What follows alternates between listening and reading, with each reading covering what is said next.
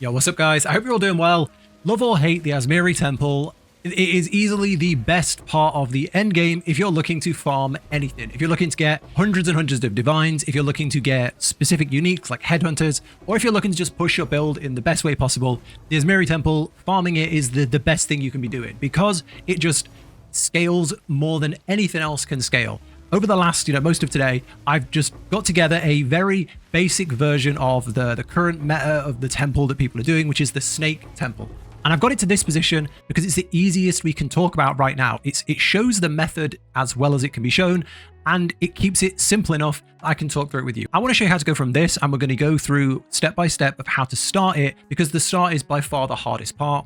Then we're going to go through, kind of the mid-section, which is going to look a little bit like this, to where you finally want to be going at the end, which is something like this. And if I was just showing you this right now, it would be very confusing. So I'm not going to do that. I'm going to talk through it very slowly. So let's get straight into this. Okay, so first up, an overview of how we're building our temple and why, and the mechanics behind it. So we're using the snake method, which is this here, where you have this long snake connection. It's pretty much what everyone is using. And it's what the recent drama over the patches was about. They hotfixed to stop this, so you wouldn't be allowed to do it. And then today, or last night, they added a hotfix 15, which countered and removed the hotfix they added in, letting people do it again. So I would say now it's pretty much safe to stay, which is why I'm making a guide on it, because I was unsure earlier whether this was going to get removed, but it looks like, they're going to let people do it, at least for the rest of this league. Fingers crossed. So what is it? It's this long connection of snake rooms where you can see here, every room has one room going in and one room going out. One in, one out, one in, one out. And that is very important. No room has a third connection. So you see here, if we try to add a third connection, this room would have three doorways, right? Nowhere do we do that. We make sure that every room has only one connection in and out. The only exception is your architect's chamber. You see here, the architect's chamber is a third connection. This is an exception because this is a special room that we don't place ourselves, and it ignores the other rule of only having one in and one out. Now, why are we doing this stupid snake around the room? It's for this reason here. As you're farming the rooms, they have a chance to drop medallions, which are these things here. You can see I've got 5 medallions right now. And one of the medallions is called Dualotl's medallion, which prevents a room from being removed.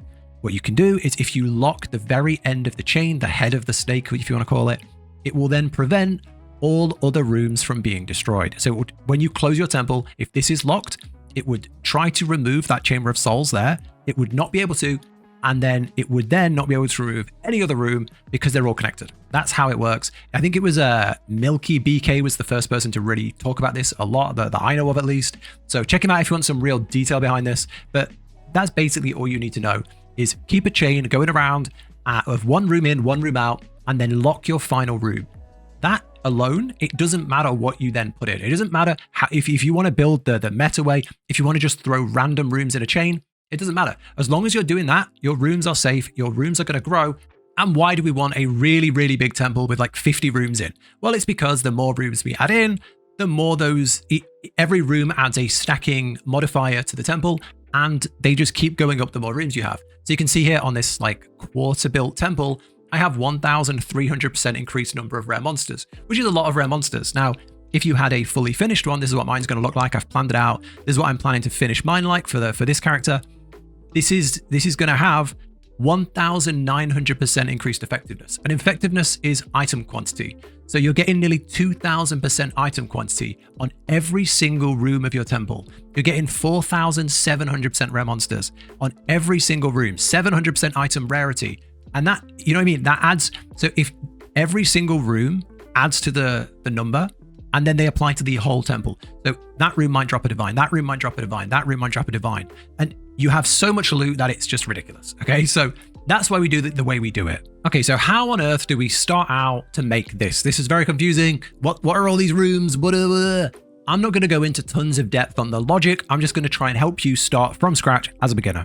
How do we start this? Well, the main uphill battle you will have at the start is the locking mechanisms, the Dualotl's medallions, these things here, used to prevent the next destabilization of a room. This is basically your save point, right? So you're playing through, and every time you lose, you go back to your save point. This is your save point. And every time you get one of these, you lock your progression and you can continue further. So say you're here, you lock it, you get 2 more rooms, you lock it, you get 3 rooms, you lock it, and you're slowly progressing. Why is that so difficult at the start? Well, you don't have many of these. These are very hard to come by at the start because they drop in certain rooms. So what you have is you have this situation where you, let me load this back up, where you are starting from the start and you zoom out a little bit here.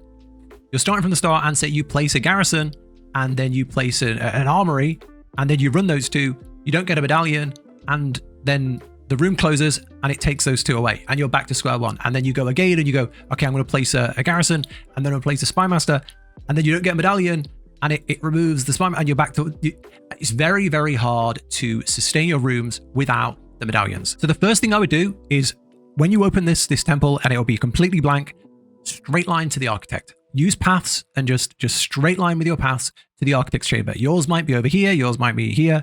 Do a straight line to the architect. Don't worry about anything else. Just go there. If you don't get any rooms, run a few maps again, get to the architect. The architect is, I'd say it's fairly hard if you're new. It's about the same difficulty as like a tier 15 map. If you can do a tier 15 map, the architect should be no problem. If you can't do a tier 15 map, start there, get your build to a point where you can at least do some maps. And then once you've got a fairly strong build and you can go and do that, defeat the architect once, and that will unlock the ability to drop medallions in the temple. So that's step one. Don't do anything else until you've done that. Once you can then, once you've then beaten them, then these medallions will start dropping, and you'll get a lot of bad ones. You'll get a lot of stupid medallions, but you'll get some really good ones. You've got ones like this that let you re-roll your room cards. So if you didn't like any of these and they weren't the ones that you wanted, you could re-roll them. You have the locking mechanism, which is amazing, and you have the level up, the Coupolotals, which levels up a room, so you could turn that from a tier 2 to a tier 3. So there's some really good medallions, but step one is beat the architect so you can unlock your medallions.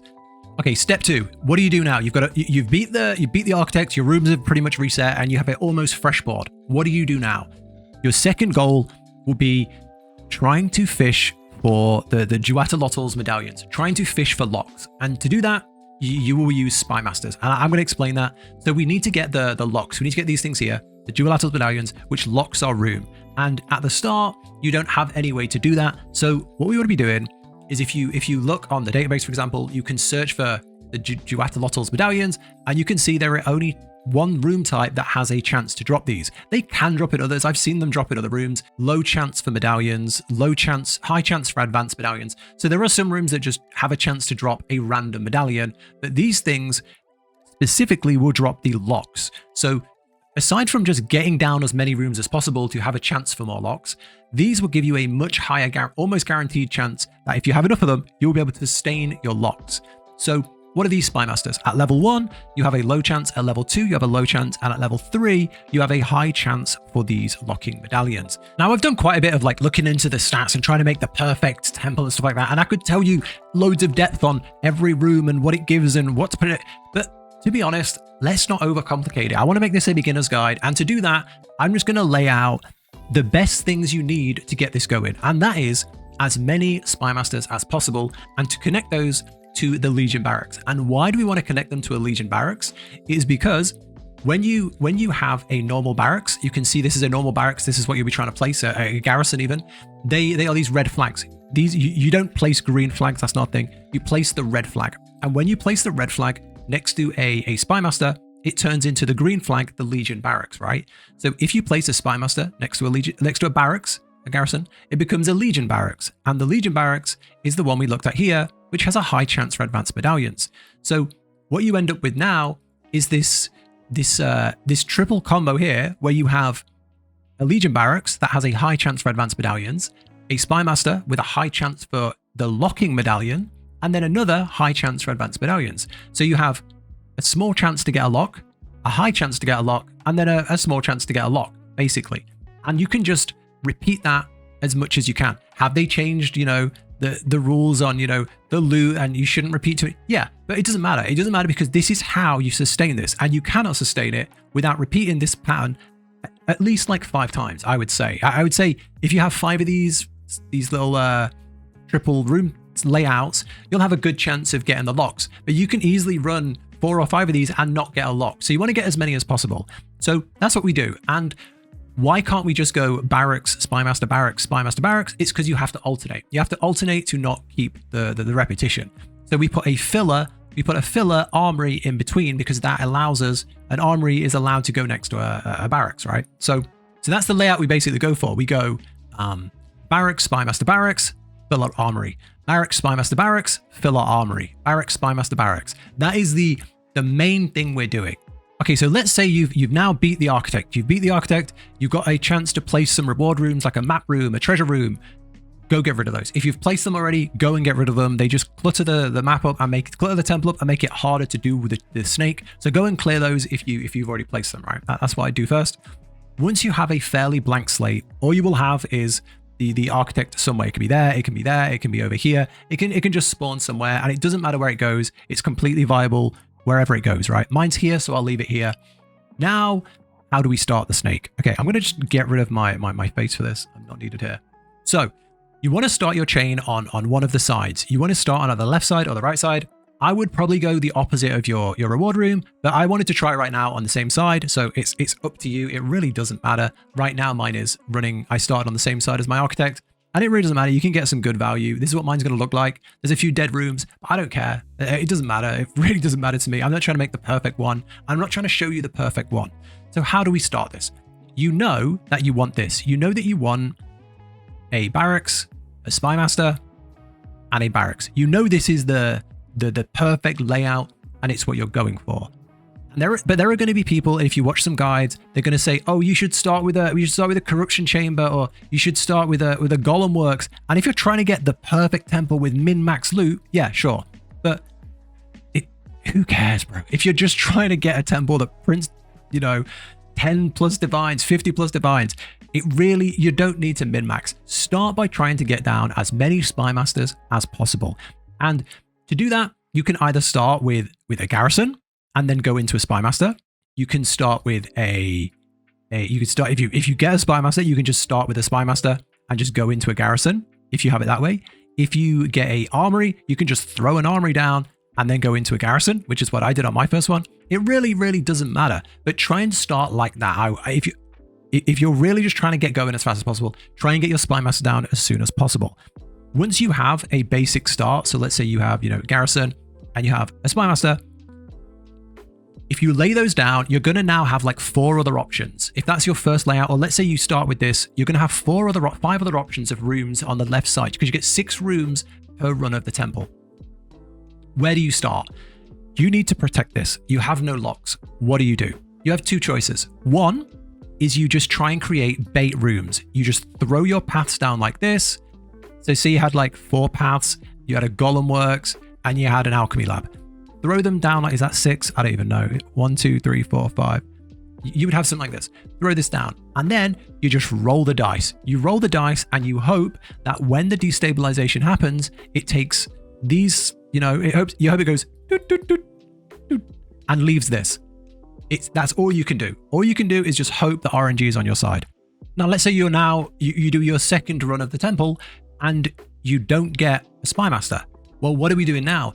Throw more rooms down. Use this middle as bait. Use this middle as pure bait. Don't worry about anything else. Don't worry about the stats. I'm going to be honest with you. Your temple is not going to be giving you any real rewards until you've chained to at least here. Until you're around here, the temple is not worth running. It is a complete loss of time. It doesn't really get lucrative until you're pretty much like here. When you're like chaining around the first time and you've got a full out of thing filled, that's when divines are going to start dropping constantly. You're going to get multi-divine runs. But early on, don't worry about, I need to make sure I get some profitable rooms down. You really, really don't. So use the middle as just filler that you hope will get destabilized. Now, then you'll get a spymaster, you'll go like that, and then you'll get a garrison and you go like that. And that is all you can do. It really is all you can do. And then once you have this initial layout down, you're then going to have a chance to get the locks, the medallions. And then say you run this and you don't get a lock, again, you've just got to play the bait game. You've just got to play the game of, I hope it doesn't take away from any of these. I hope it doesn't take away from my main chain. I hope it removes these, because that is all you can do. You can also run these rooms and hope that you get medallions from these rooms, because from running the rooms, if we search in here for medallion, if we search for medallion, you can see lots of the rooms have a chance for a medallion. If you just throw down a commander's headquarters, he has a chance to get a medallion. So when you're here, throw down a commander's chamber in your middle, run it when you run your temple, and there is a chance you'll get a advanced medallion. Similarly, throw down a a golden forge. Throw it out anything you can. Try and use this as a playground in the middle to get as much random synergy as you can. Hope it levels something to a tier 2. Hope it levels something to a tier 3. Back here, you'll see some of the rooms, you will have an actual room you can place. This will place a corruption chamber. So you will have physical rooms, and some of those are going to be spy masters. Some of those are going to be, barracks. Some of them are going to be the things you actually need. Some of them are going to be let you re-roll your cards. If I press this, all 6 rooms will roll to something different. Then I have a chance to get the next thing I need in my chain. So just getting random medallions is good. You also get a chance to level up rooms, which we're going to talk about, and you have a chance to get the locks. So that is really just the start. It's trial and error, throwing down some rooms in the middle as 1, bait, and 2, chances to get medallions. Don't worry about loot. Literally just forget loot. This is just something you're going to work on. Okay, the next important thing to talk about is leveling up your spy masters. So as you're chaining around, let's get rid of all this. I mean, no, let's leave it. Your room is going to look something wild like this. Your room is going to look something crazy. As we're going around, we go garrison. We get to a point now where we want to level up our spy masters. When you place them, they are level 1, and there is only one main way to level up your spy masters. If we go to the spy masters, which are these things here, you can see here, can assassinate other spy masters to level up. And when they are level 1, they have a low chance for the lock. When they are level 2, they have a low chance for the lock. And when they are level 3, they have a high chance for the locking medallion. So you want to get them to level 3 as fast as possible. Okay, so let's say we have a spy master here that is level 1, and we want to level this to level 3. The easiest, the best way to do it, this is like the golden way to do this, is your layout looks like this. You have a bunch of trash in the middle, you have a barracks, and your next room you want is a spy master, right? And then you get a spy master. This is the perfect thing. You will lay your spy master here, and what you will do is that will be level 1, that will be level 1. When you then go in and run your temple, you will run all along the left side, you will run to the end, and this room here will be empty. It will be completely empty. What will happen is this, you will have no idea what's going on, but this will be empty. You'll walk in and it will say, I'll try and show a clip of it, and it will say room cleared. And then that will then just, there'll be no monsters, and then you'll be done. You will then lock this room with a locking medallion, and then this room will level up. So this room will basically, in the background, assassinate this room and level up, but you will lock this room, so you will keep it. I hope that's clear. You will lay the spy master, you will run it, it will empty, and it would be destroyed, but we lock it, so we manage to level this to 2 or 3 if it's already 2, and then we lock this and keep this at level 1. And then as we go along the room, we go like this, we go like this, we go like this. When we lay our next spy master, we would run this, it would level up this one, and we would lock this and keep it. And you can keep the chain going. Now that's the perfect way to do it, but this is not an ideal world. Things don't happen as they are supposed to. You could be here. You could be here, and then you get a spy master. In this situation, you can't place it in your chain, right? Let's say you're here like this, and you have a bunch of paths. Try and always keep some rooms, like some free room. Let's say you're here and you get a spy master. You can't place it in your chain, which is sad, but you can use it to level up one of your other spy masters. So you would drop it here, and then you would run up, you would run it, you would clear it. This spy master here would assassinate this one, level up, or this one would assassinate this one, it would level up, and then you would lose it. So you've used it to level up another one, but it's not been wasted, right? It hasn't come at the perfect time, but it hasn't been wasted. That's kind of the second way you would use these. The least efficient way, but the more realistic way that's going to happen a lot of the time. And the final way we level up is with these Whipple's medallions. Increase a room up to a max level of 3. You can see you just click it. I have a level 1 spy master here. I could just click that right now and level this to level 2. So that's the other way. Again, these just have a chance to drop from rooms. Just do your rooms as you do them. They will have a chance to drop random medallions. If you get one of these, you can just level it up super fast, super easy. It's the priority room you should be leveling up. Now, if we go into here, you can see here, the commanders have a chance to drop them. We can go down. The smithy has a chance to drop them. There are rooms like this. The level 2 barracks has a chance to drop them. The Viper barracks, the surgeon's ward has a chance to drop them. So whatever you have in the middle, in the middle section here, you might have some of these rooms that are dropping the level up medallions, which will let you level up your spy masters to 3. That should be a number 1 priority. Get them to 3, have a high chance for the lock. And that is the the main start of the beginning. It's probably the thing I've yapped on about the longest because it is just painful. This might look like, oh, I only have to go in the temple like 6 times. Nah. This is going to take you like 20 to 30 if you're not running really good luck, because you can be at this position.